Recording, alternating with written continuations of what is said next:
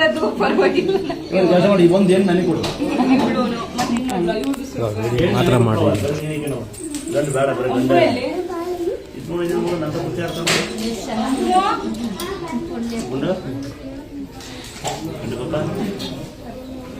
ನಾನು ಇವರಾಗಲ್ಲ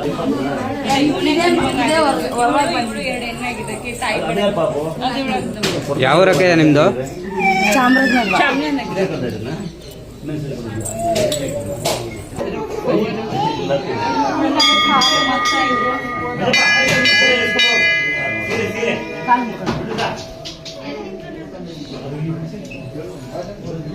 ಜವರಿದ್ದಂಗೆ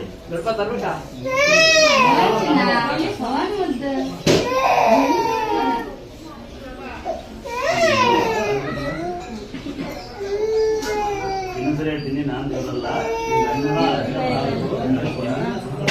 ನಾನು ಮನುಷ್ಯ, ನಾನು ಆ ಥರ ದೇವರಲ್ಲ.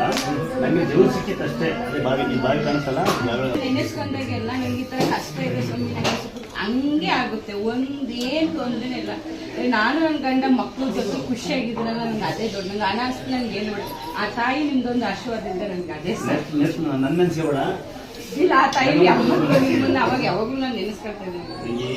ಪ್ರೀತಿ ಅಷ್ಟೇ. ಮನುಷ್ಯ ಆದ್ಮೇಲೆ ಸಾವಿತ್ತಿದೆ. ಈ ಗುರಿ ಮೇಲೆ ಯಾರು ಗುರುಗಳು ಸ್ವಾಮಿಗಳು ಅವೆಲ್ಲ ಸುಮ್ಮನೆ 11 ವರ್ಷ ಆಯ್ತು. 11 ವರ್ಷದ ನನ್ನ ಲೈಫಲ್ಲಿ ಚೆನ್ನಾಗೇ ಇರಲಿಲ್ಲ.